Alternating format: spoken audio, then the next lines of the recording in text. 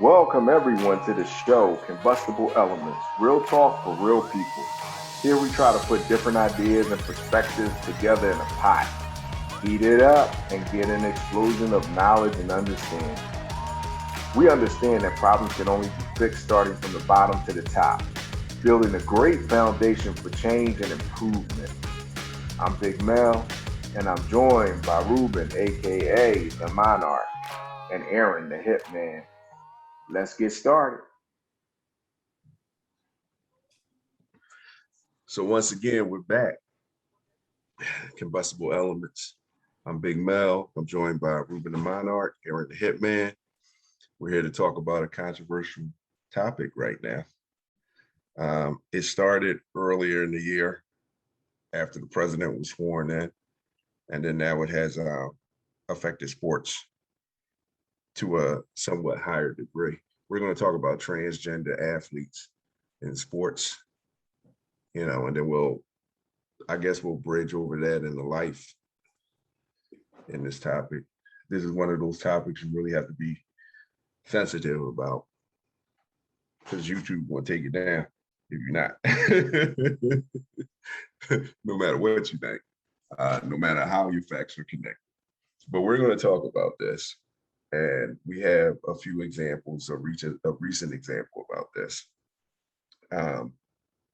Ruben may have not caught up to the pace with me and Aaron because we follow MMA so much, but we had a transgender athlete fight in MMA. So I guess we'll start the conversation with that. Aaron, can you lead us off?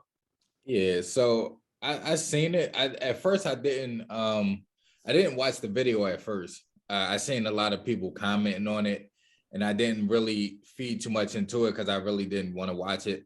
But then it was the way they were framing it, they was like, transgender woman dominates a woman MMA fighter, and they was making it seem like that the person, the female, the transgender, like ran through the other female and like just totally dominated her.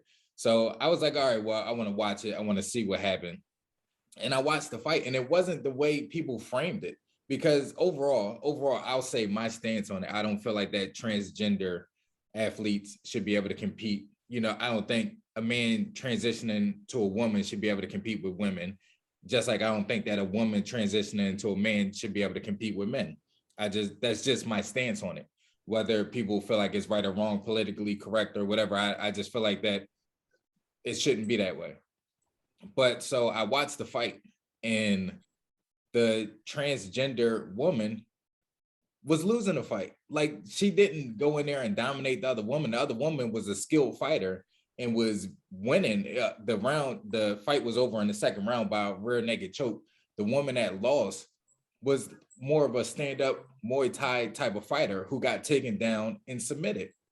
And the takedown was sloppy. The submission was sloppy, but she wasn't a ground fighter. She would have lost to probably a regular non-transgender person the same way, because she wasn't a ground fighter. She was a stand-up fighter. So her being on the ground, she was out of her element anyway. I don't think that it mattered that it was a transgender fighter that she lost to. Okay, so I'm gonna jump in before Ruben. I too believe that that lady that wasn't transgender, her opponent, was lighting her ass up in the beginning of that fight. Like, her Muay Thai skills and kickboxing skills, they were on another level than the lady she was fighting. And she was lighting her up. And I agree with you. Takedown was sloppy. It was like a takedown, more so a tired takedown. You know what I mean? If it was in early in the fight, she wouldn't have got that takedown, no matter what the girl knew. But once again, the lady she fought had a losing record. It was the transgender lady's first fight, and the other lady had a losing record. So I guess she was put in there for that process. So let's forget about the fight for a second. Let's talk about the fairness. The lady was ex-military. I think she served in the Army or the Marines. I forget which one. I think it was Special Forces, which, yeah, it was like she was a Ranger or something. now I don't feel like that should be brought up the way that she was getting her ass whooped. Like, I don't think that you should. You No, should but put it I in think it fact that, should be brought up because it's you're in a sport for women, and for whatever reason, you transitioned. You wanted to be a woman. Now we know if they had these surgical procedures over the years, a lot of people would have did that. You know, there's a lot of men that wanted to be women and women that wanted to be men. So, and then you have those who are a little bit of both, and they can decide now with modern medicine. However, she was ex special forces. She said she can barely run a mile when she used to run several miles under 9 minutes or something, 6 minutes or something, um, she said because of the drugs that she's taken while she's transitioned, that she doesn't have the energy she used to have. Okay, but to me, if you're in the military and you special forces, you're elite. That's all you do. That's all you do is run, train, learn how to disable and kill another human being. You know, that's the reality of it.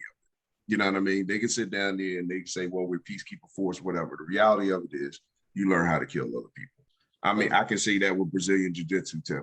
so, You but know, that's what I'm saying, because if they're going to make the stance that this, because they did say that as well, like this person was special forces.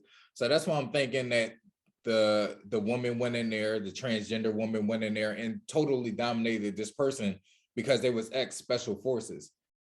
This person could not fight. She could not fight. She couldn't she throw. couldn't fight, but she shouldn't have been fighting another woman. No, but don't. All Whether I'm she lost or whether it was unimpressive, she shouldn't have been there. I'll give you another example. NBC made it a big, and you can jump in at any time. NBC made it a big thing during the weightlifting portion. I'm not picking on you, Ruben. I know usually I let you talk and him talk, and then I jump in and try to rip y'all shit apart or whatever, and then we engage in the conversation. I'm on a sideline on this one, so I'm listening. I'm learning. Okay. I'm unfamiliar, so I'm gonna stay quiet. Well, you can't stay quiet. You're gonna say something, but I mean, just on this, we got you. But on the weightlifting thing, it was a lady weightlifter who had transitioned from a man to a woman, and she was in the weightlifting department. Division, and I think she won gold in the Olympics. And my thing was, it's just not fair to the female athletes. You know what I'm saying? It's just not fair. It's not fair when a guy decides he wants to be a female and then he does the running aspect. You know, it would be unfair if a female turned into a guy and then she wanted to be a figure skater or a gymnast, and she just had those skills or that coordination that a man doesn't usually have. So it's a big topic. You know, if you're in sports and you're looking at somebody that used to be a man and you're a female, they're playing volleyball with you, or baseball with you, or basketball with you. Well, your bodies are made different. You know what I mean? So it's an advantage. Whether you feel comfortable, like I'm not, and see, I'm not saying that you can't do whatever you want, because I'm always one that, like, I don't care what the hell you do, as long as you're not disruptive in the problem. So I'm not even getting into whether it's right. God made you this way, the universe made you this way, you decided to do that, you feel uncomfortable. I'm not getting in that. I'm just getting into the fair portion of it. It's not fair to those female athletes that train all the time, and then they're essentially coming up with against a man. Like, this particular person says she can't do what she used to do. And my point on that was, but what you used to do was more, not more, it was better than the average human being. You know what I mean? And that's men. And now you're going against a woman. And then I'm going to make a point about that woman. That woman did kickboxing, Muay Thai, and boxing for years. She just started doing MMA. You know what I'm saying? Once she fought, and then she was a big woman. She had long limbs. She was tall. She was the perfect candidate to fight a smaller person. So whether she ran through or not, like, I just don't think it's fair.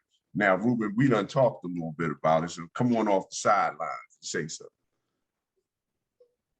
I mean, there isn't much for me to say except, I do agree with the fact that, like, if you're gonna have these different athletes competing, then the level of fairness gotta be, if a woman is competing against another woman, then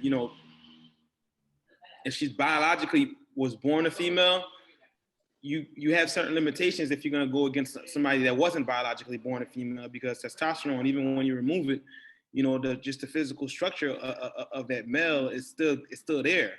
You know, the bone density and everything like that. Like it's a funny and touchy subject. And when even when you talk about fairness and as far as like, you know, the Olympics and everything, I don't know what kind of rigorous level of testing they got to do in order to qualify for the Olympics, especially if you're going to be a transgender athlete and you're going to be, you know, competing in the female portion of it. I like to think that, you know, when you think about drug testing and everything else, the Olympic is the gold standard of drug testing, and, you know, making sure that each and every athlete is following every protocol possible. So, you know, maybe not the UFC or even boxing, but I want to say if they can get to the level where they can compete in the Olympics, then I like to believe whatever system that they have, if everybody else is gonna run it, you know, that, you know, as far as UFC and, you know, whatever other sports where you're gonna find transgender athletes, then if the Olympics set such as a high bar, if they can meet all the requirements to be in the Olympics, and all the other sports that they can compete in follow the same guidelines and rules and regulations in the Olympics, then I guess I'll be somewhat okay with it. Even, you know, even outside of fairness, just because, like, when you think about the drug testing that the Olympics do, like for example, the runner Shakari. Carter. The, I know you're talking about Miss Carter. Right. So she couldn't run because she had drugs in her system or whatever. So like, and there's various other athletes that are not allowed to compete in the Olympics because of different various drug reasons or whatever, you know, just because of the rules and regulations the Olympics specifically have.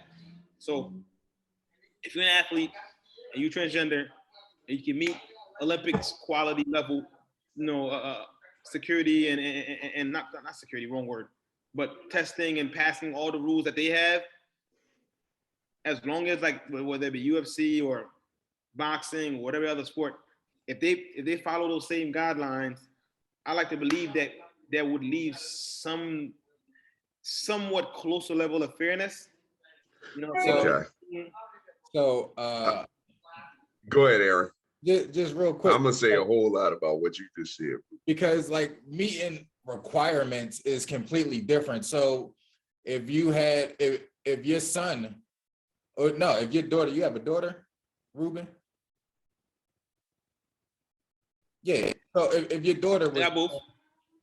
All right, I'll just say your daughter. If your daughter was playing soccer or basketball on a team, and then a young man started identifying as a female to play on that team, would you feel comfortable with that? Like he's a young man saying that he's a female, and say your daughter was in boxing. Your daughter was starting to compete in boxing. This is what I just said. Olympic level, you know, system as far as like the testing and everything else, because when they're kids, no, I'm not agreeing with it. As adults, you know, it's a whole different ball game here. Okay. And I'm gonna cut because you off. as a child, you know, you're not at liberty to do whatever you feel like. You know, everybody got different ways that they raise their kids. Everybody got different ways that, you know, they allow their kids to grow and flourish and or whatever storm. I'm not gonna have my daughter keep competing against a boy that now identifies himself as a girl, especially if you're talking about a sport like boxing, because they're kids.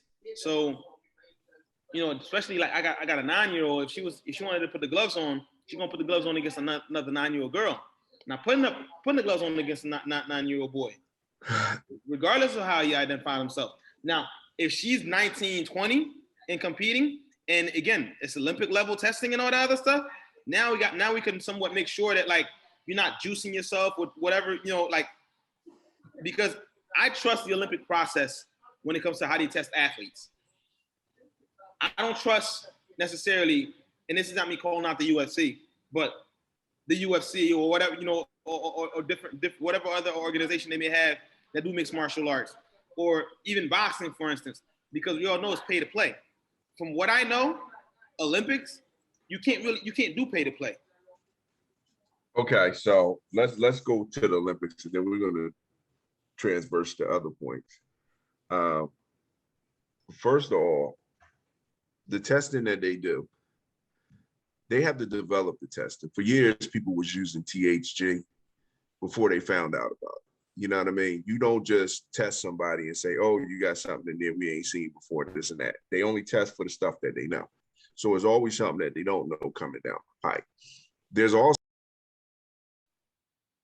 yeah, so, okay, so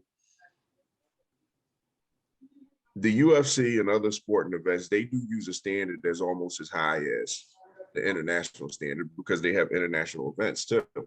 So there's not really a pay to play. There are people that fight and stuff like that. And yeah, they fail tests after the fight. And then they have a time frame to appeal the stuff, but you have athletes doing that. When the runner, she tried to appeal her marijuana conviction so she could be on the US relay team. So there was a loophole there that she almost was able to exploit, but the US said no. USA track said no. So testing is testing, but then you have the public outcry. So the outcry right now is to be understanding with this situation. So you have that all over the world. So the Olympic Committee is not going to say to them, well, somebody that's transitioning for medical reasons or they had the surgery and all that, you're not a female, because it's new. They don't know how to deal with this. You know what I mean? Or vice versa, you're not know. So they don't know how to deal with this situation yet because it's new. When something is new, it takes a period of time for them to realize what they're going to do.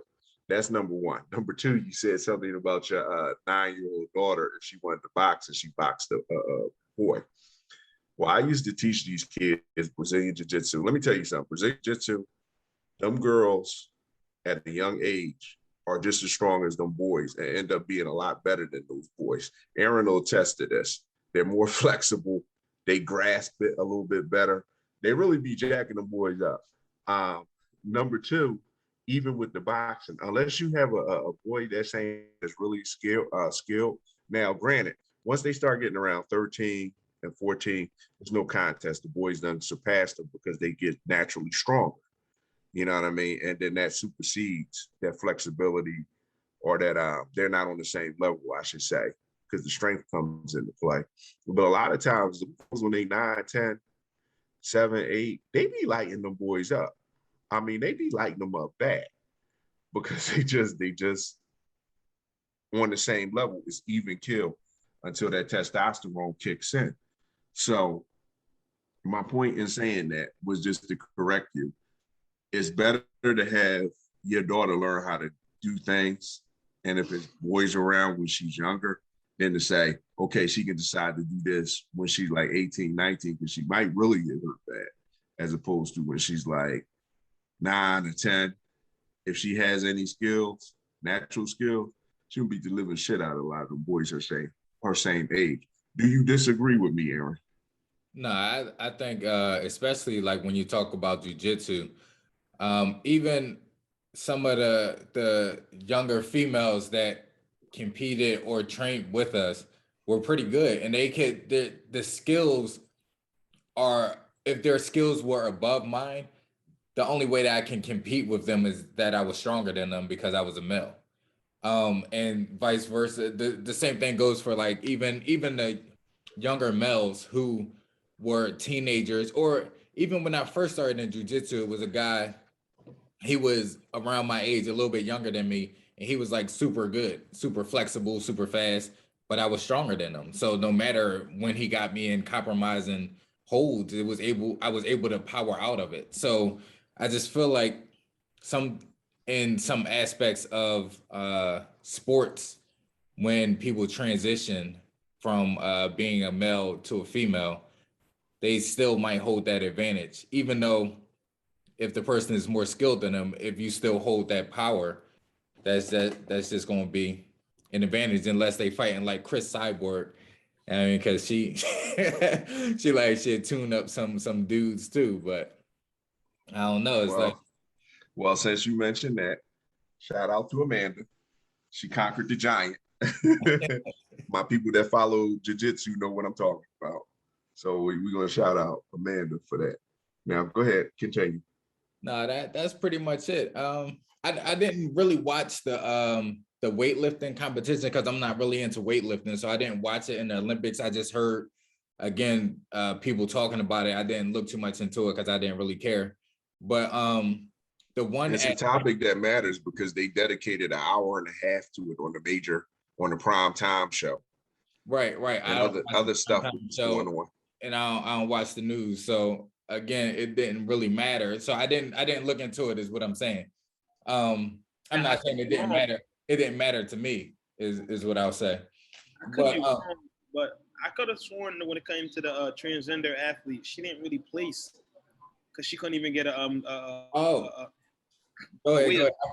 I remember that. I remember she unless it was more than one or something like that. Yeah, she she got props for making it to the Olympics, but she never exactly got any points for getting in any of the weight up because it never counted. Right. Like that. Yeah, so they kind of got on her about that. Like she couldn't get the weight up. She kept like she never got anything up clean. Yeah, she fouled out or something like that. So because I know I could have sworn I heard somebody mention a gold medal or something like that, but I don't. Yeah, I did mention the gold medal. I don't recall. Yeah. What I remember from seeing, at least for this year's Olympics, was them making it, but they didn't qualify. Oh no, she didn't make medal contention. Yeah, because she didn't even make a qualified lift. From what I she didn't qualify to be in the medal round. She did make some lifts. Okay. I'm looking at it right now. So one aspect of the Olympics but that doesn't matter. Just to cut you off, it doesn't matter whether she qualified, whether she won, whether she didn't win. She used to be a man. Yes, it's her choice to decide to transition, but there's a female out there that's a female in a female division, in a female weight class that didn't get to go to the Olympics because of this. And that's the point that I'm making. Whether they win or not, it's still not fair. Yeah. The one that I saw was the relay race. It was the men and women relay races. Mm-hmm. And they had I think they had the men, and one team had the men running in the beginning and the women running the leg. So they took off. The men was fast. Not saying the women not fast, but they didn't win that race. They came like in fourth because the women were the leg holding on, trying to hold the men off. All the other teams had the men running the leg. And even though they were up a certain amount of distance, women just can't sprint as fast as men can, unfortunately. Some women can't sprint as fast, and you're about to get yourself in trouble. Some women can't sprint as fast as men, on the Olympic level, but some women are fast, like that Jamaican lady. As far as the Olympics. As far as the Olympics, them two top Jamaican runners, they have times that qualified in the top 10 for some of those men, I do believe. That's how fast they were. They weren't as fast as the fastest man, but damn, they were fast. Right. So, I don't know about the relay race that you're talking. I'm assuming that one of the runners for the women was a transgender man. Yeah, all I'm saying is the comparison between, so like if one of those top running men, like that's like saying Usain Bolt, feel like that he, want a transgender, he want to change over into a woman. Who gonna stop him? You can't. It's like you can't. You can't stop anybody. But I'm just saying, like, is it fair? That's what I'm saying. Once you give a strike, once you give an inch, people start going crazy with it. It's like, listen, I mean, people have the right to decide. Like I said, we didn't have this surgery years ago, but we had cross dressers when I was young and before that. So they obviously felt like they didn't feel comfortable within their own skin and they wanted to be another sex. So I'm not going to knock that. They have the opportunity to do whatever the hell they want. Well, they doing whatever the hell they want. It's not necessarily, transgender though. It's just some people just like to wear women clothing. Right. But what I'm saying, but the point that I'm making, like, if you wanted to be a female, medically, you couldn't do it back then. So you had to do something if that's what you really wanted to do. So they did it with the clothes. So my point in saying that was some people, it's not the same. I understand, but my point to that is they didn't have this medical option where they could just change.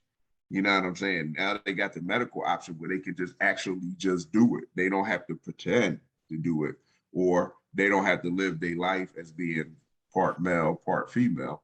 So they choosing which one they want to be. And I'm not even going to knock that. All I'm saying is when it comes to sports, what they really need to do is they need to have more divisions. If you're a man that transitioned to a woman, they should have a division for that. Same thing, if you're a woman that transitions to a man, you shouldn't compete with the people that haven't done that. You should have your own division, and you should be able to compete with people that did the same stuff that you did. That's the only fair way of doing it. You know, now I'm not going to get into the bathroom stuff and all that other restroom stuff, you know, but there's a big issue in America about transgender and dealing with the regular people and what is respectful to their rights, but sometimes what's respectful to one group's rights are disrespectful to another group's rights. And that's all I'm gonna say on that, because I don't want this video tucked down. So that's all I'm gonna say. We got to go live, so I can say what I say. If somebody quick enough to push the button, damn, you got me. They take that live down too. They can take it down too, but I mean, they got to be listening. So shout out to one more member. Thanks for joining the team. But do you guys think that they should have a divisions just for people that transition, transgenders, athletes that transition? I never thought about that. I don't think it's right now. It's not enough of them that transition that want to play sports. So I don't know. I don't know. Well, now that's not true, because when some people transition, they do want to do certain things. They have goals in mind, whether they're going to be good at it. They might be Olympic level athletes against their own particular circumstances, as opposed to against other people. But now I liken that to when I started my jiu-jitsu journey. I was a blue belt, but I was an older blue belt, or even when I was a white belt, it was a young man's game. So when I started doing it, it was like there was no division for somebody on my skill level at my age. So at 40 years old, being a blue belt, they would say, we can't put you in your weight class. We're going to put you in this weight class, or we're going to move you with these athletes. Or do you just want to go against, it's only one guy in your division? Are you okay with going against one guy? I'm okay with that. My answer is yes, because there's no way I can't medal. No, but that's not my point. My point was because one time they put me in there with some 20-year-olds, because they was like, we only got 2 30-year-olds and then everybody else in their 20s. And we want you to go with them, even though you're in your 40s. Well, okay, I understand what you're doing, but now you're talking, you don't put 20 people in one division. So for me to like medal, what I got to have like 4 or 5 matches against people half my age in a lot of cases. And that's fine sometimes, but it's still not fair. You know what I'm saying? If I'm in my division, it's in my division. And you're right. If it's only 2 or 3 people, you're going to get a medal. So you're going to walk away with something. However, that's my division. So why am I getting penalized if I'm not in my division? And I think there are some transgender athletes that probably wish that they had a transgender division just for them. You know what I'm saying? Somebody took that into account, because some of them don't want to compete. If you change yourself to a man and you were good at a sport, you wouldn't want to compete against other men. You know, we're talking about the other side mostly in this conversation, transitioning from a man to a woman. But I mean, the other end of the spectrum, you don't want to do that. So, I mean, I'm just listening to this and I'm coming up with these ideas and I'm giving examples to it. But the reality of the situation, like, you need to put people in their right divisions. And then a lot of these sports, you got to pay money. If you're going to pay your damn money, they should put you where you need to be. It's just that simple. You know what I mean? It's just that simple. But they don't need to be mixed in all together. And when they mix it in all together, I think that's more so to make it convenient for them, but not convenient for all the athletes. And that's my problem with it. So what are your thoughts on it, Aaron?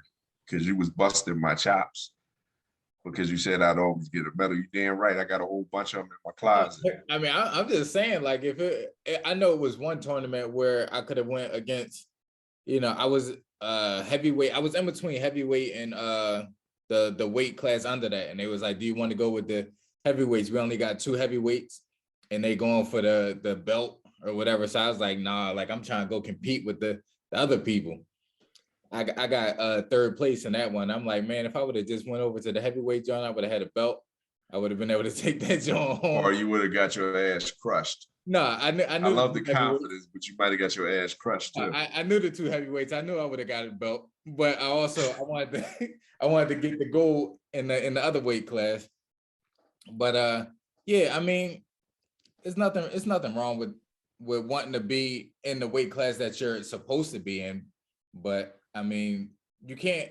I never thought of like a whole transgender class of athletes. Like I never thought of that. That seemed like a good idea, but it has to be enough athletes in order to make up that division. Well, at one point they said it wasn't enough disabled people that were willing to compete to make up those divisions.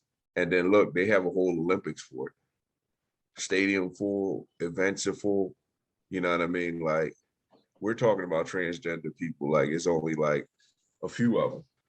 There's a multitude of people out here that say they want to do stuff and they doing it. You know what I mean? If it wasn't a demand for it, if it wasn't a lot of people doing it, then we would never see it. You know what I'm saying? If it's only like a few people doing something, you don't know it. But if you can see, and it's a part of our national conversations now, there's a whole hell of a lot of people doing it. So we're to the point where we ask who's to blame, because we got like 5 minutes left or somewhere around there. And this is a difficult question because who do you blame on this situation? So I'm going to ask, who's to blame for our society being afraid to engage in this conversation? Because it seems like people don't want to talk about this because they feel like it's a topic that'll get them in trouble. You know what I mean? Like they don't want to have this conversation. So who do you blame for people running away from this conversation and not having it? Either one of you guys. I'm gonna let Ruben go first because he avoided the conversation the most. So we need to find out who he's blaming to avoid this conversation. I'm gonna blame miseducation, man. Like I don't know enough about this, and anything I say is just a guess.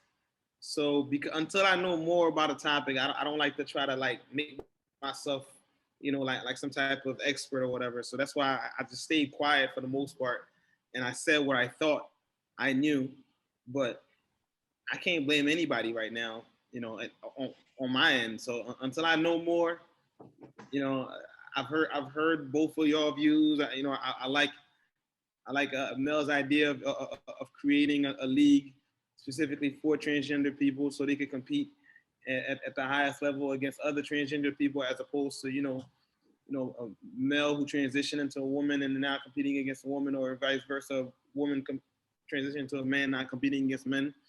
So I think it's not really a blame part for this one for me. It's more or less figuring out how to make a better situation out of what we currently have. Okay, and Aaron, and let me get ready for this. It starts with the parents, but we're not going to blame the parents this time. Okay.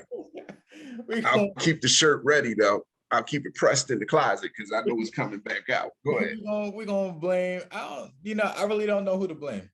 Like it seems like no matter what you say, what point of view you have, whether it's your perspective or just the way you feel about it, like you're always gonna be wrong. Like no matter what you say, whether you feel like that it should happen or it shouldn't happen, they'll always find some fault in your opinion, because that's all it is for me. It's just my opinion. So I don't really blame anybody. because I don't avoid the topics, I don't avoid the conversations, but I don't care too much about the conversations that have it all the time. Okay, so let's start with this. Ruben ain't had nothing to say because Ruben don't particularly care about the topic. It's not an important topic to him. And that's okay. It's not a priority, you know, because we all have priorities of things that we think require our attention. This topic didn't really require everybody's attention until President Biden signed that bill in the first week that he took office. So it put a spotlight on transgender people. Now, I blame the media on this particular topic. And the reason I blame the media is always this negative connotation that says, if you say something about a sensitive topic, you're being insensitive. You know, in this nation right now, you got people that disagree with other groups, from vaccines, to transgender, to homosexuality, to whatever. And you're already labeled as being unsensitive or insensitive when you talk about these particular topics.